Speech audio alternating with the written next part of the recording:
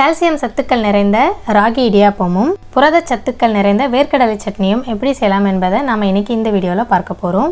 வணக்கம் நண்பர்களே, திரிபிரியாவில் மீண்டும் உங்களை சந்திப்பதில் மிக்க மகிழ்ச்சி. நான் இன்னைக்கு 2 கப் அளவுக்கு ராகி மாவு எடுத்திருக்கேன். 1 கப்புக்கு 1 டேபிள் ஸ்பூன் அரிசி மாவு. 2 கப்பு ராகி மாவுன்றதால 2 டேபிள் ஸ்பூன் அரிசி மாவு சேர்த்துருக்கேன். உப்பு தேவைக்கேற்ப நான் 1/2 டீஸ்பூன் அளவுக்கு உப்பு சேர்த்துருக்கேன். ஃபஸ்ட்டு இதை நல்லா கலந்து விட்டுருவோம். உப்பு, அரிசி மாவு, கேழ்வரகு மாவு எல்லாம் ஒன்றா கலந்து விட்டுருங்க. 2 கப் அளவுக்கு தண்ணீர் சேர்த்து நல்லா கரைச்சி எடுத்துக்கோங்க. இப்போ நான் ஸ்டவ் எதுவும் ஆன் பண்ணலை, வெறுமனுமே நம்ம தண்ணியில் கரைச்சி எடுத்துப்போம். நான் ஏற்கனவே என்னோடய கொழுக்கட்டை மாவுலையும் அரிசி மாவை இது போல் கரைச்சி தான் நான் அதை நல்லா திக்காக கொண்டு வருவேன். ஸோ அதே ப்ராசஸ் தான் இதுக்கும் செய்கிறேன்.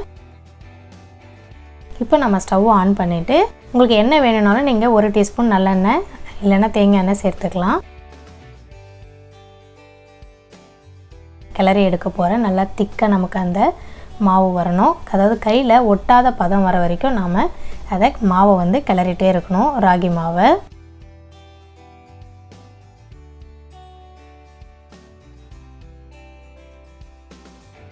பாருங்கள், ஃபுல்லுமே எல்லாம் ஒன்று சேர்ந்துருச்சு. ஸ்டவ் நான் ஆஃப் பண்ணிவிட்டேன். உங்களுக்கு எடுத்து காமிக்கிறேன். கையில் எங்கேயுமே ஒட்டாமல் மாவு கரெக்டாக இருக்குது. இந்த பதம் போதும். இப்போ இது அப்படியே அதே பாத்திரத்தில் வைக்காமல் வேறு ஒரு தட்டில் இல்லைன்னா ஒரு கிண்ணத்தில் மாற்றி ஈரத்துணியை போட்டு வச்சுருங்க.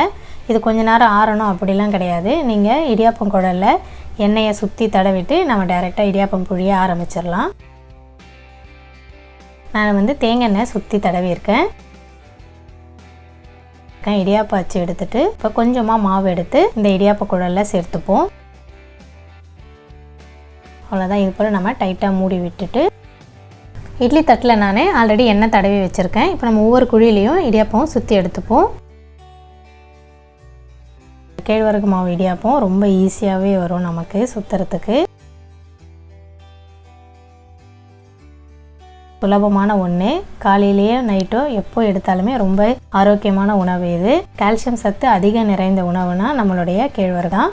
இதை நான் ஆல்ரெடி இட்லி பாத்திரத்தில் தண்ணி கொதிக்க வச்சுருக்கேன். இப்போ நம்ம அதில் இந்த கேழ்வரகு இடியாப்பத்தை சேர்க்க வேண்டியது தான். ஒரு 4லேருந்து 5 நிமிஷம் வேகட்டும். அதுக்குள்ளே நம்ம சட்னி பார்த்துருவோம். 1 கப்பு வறுத்த வேர்க்கடலை, 3 சாம்பார் வெங்காயம் சேர்த்துக்கிறேன், அதாவது சின்ன வெங்காயம், கொஞ்சம் புளி, வரமிளகாய் உங்கள் காரத்துக்கு ஏற்ற மாதிரி நான் 4 வரமிளகாய் சேர்த்துருக்கேன். 1/4 கப் அளவுக்கு திருகிய தேங்காய், அதாவது 1 கப்பு வேர்க்கடலைக்கு 1/4 கப்பு ரேஷியோன்றது கரெக்டாக இருக்கும்.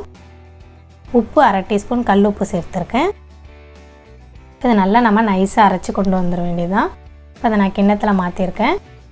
தேவைக்கேற்ப தண்ணீர் சேர்த்துக்கோங்க. இப்போ நம்மளுடைய வேர்க்கடலை சட்னி ரெடி. தாளிக்க வேண்டியதுதான். 1 டீஸ்பூன் எண்ணெய் காஞ்சதும் கொஞ்சமாக கடுகு சேர்த்துப்போம். கடுகு வெடித்ததும் 1/4 டீஸ்பூன் அளவுக்கு சீரகம், கொஞ்சமாக கருவேப்பிலை. இப்போ நம்மளுடைய தாளிப்பு ரெடி. இப்போ அருமையான வேர்க்கடலை சட்னி ரெடி. இந்த இடியாப்பத்தோட வேர்க்கடலை சட்னி காம்பினேஷன் ரொம்ப நல்லாயிருக்கும். செய்து பாருங்கள். இப்போ இடியாப்பமும் ரெடி ஆகிடுச்சா பார்த்துருவோம். இடியாப்பம் அருமையாக ரெடி ஆகிடுச்சு. ஸோ நம்மளுடைய ராகி இடியாப்பமும் வேர்க்கடலை சட்னியும் ரெடி.